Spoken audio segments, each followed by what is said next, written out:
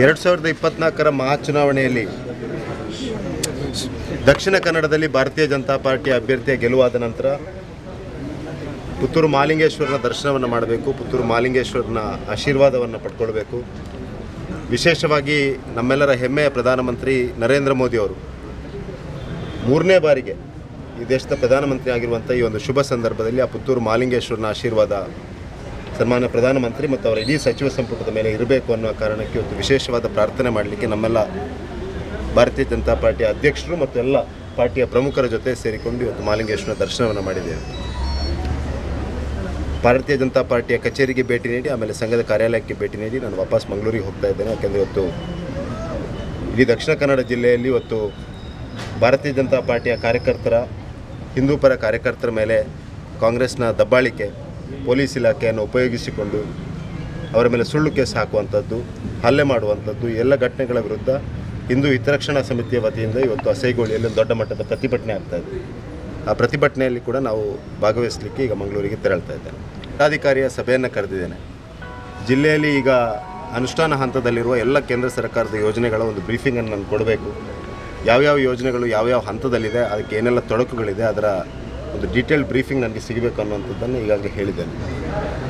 ಆ ಮೀಟಿಂಗ್ನ ನಂತರ ಯಾವ ಇಶ್ಯೂ ಆದ್ಯತೆಯ ಮೇಲೆ ಇರ್ತದೆ ಅದನ್ನು ಆದ್ಯತೆಯ ಮುಖಾಂತರ ತೆಗೆದುಕೊಳ್ತೇನೆ. ನನ್ನ ಮೊದಲ ಆದ್ಯತೆ ಇರುವಂಥದ್ದು ಮಂಗಳೂರು ಮತ್ತು ಬೆಂಗಳೂರಿನ ಮಧ್ಯೆ ರಸ್ತೆ ಮತ್ತು ರೈಲು ಸಂಪರ್ಕದ ಅಭಿವೃದ್ಧಿಯನ್ನು ಮಾಡಬೇಕು ಅನ್ನುವಂಥದ್ದು ಮೊದಲ ಆದ್ಯತೆ ಇರುವಂಥದ್ದು.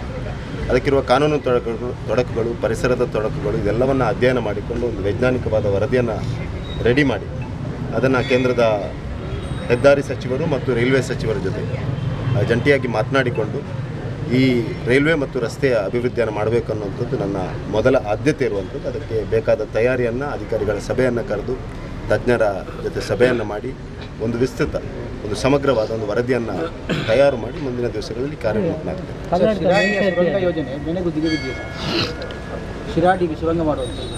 ನೆನೆಗುದಿಗೆ ಯಾವುದೂ ಬಿದ್ದಿಲ್ಲ. ಈಗ ಬಿಸಿ ರೋಡ್ನಿಂದ ಅಡ್ಡಹೊಳೆವರೆಗೆ ಕೆಲಸಗಳು ನಡೀತಾ ಇದೆ. ಮೇಲೆ ಸಕಲೇಶಪುರದವರೆಗಿನ ಕೆಲಸಗಳು ನಡೀತಾ ಇದೆ. ಸಕಲೇಶಪುರ ಮತ್ತು ಅಡ್ಡಹೊಳೆಯ ಮಧ್ಯೆ ಶಿರಾಡಿ ಘಾಟಿಯನ್ನು ಏನು ಮಾಡಬೇಕು ಅನ್ನೋದಕ್ಕೆ ಬೇರೆ ಬೇರೆ ಆಪ್ಷನ್ಸ್ಗಳ ಮಧ್ಯೆ ಸುರಂಗ ಯೋಜನೆಯು ಕೂಡ ಒಂದು ಆಪ್ಷನ್ ಆಗಿದೆ. ಅದು ಯಾವ ಹಂತದಲ್ಲಿದೆ ಅನ್ನುವಂಥದ್ದು ನಾನು ಅಧಿಕಾರಿಗಳ ಸಭೆ ಕರೆದು ಅದರ ವಿಷಯವನ್ನು ಪೂರ್ತಿ ತಿಳಿದು ಮುಂದಿನ ದಿವಸಗಳಲ್ಲಿ ನಿಮಗೆ ತಿಳಿಸ್ತೇನೆ.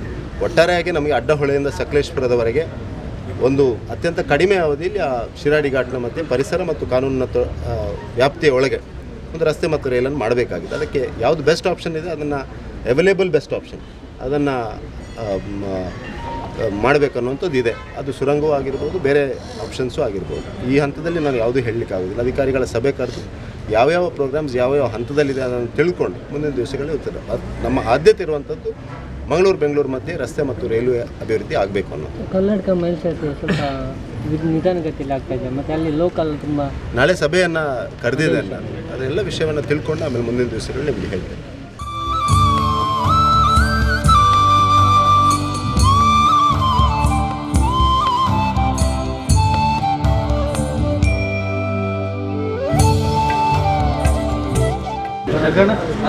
ಊಟ ಮಾಡಿ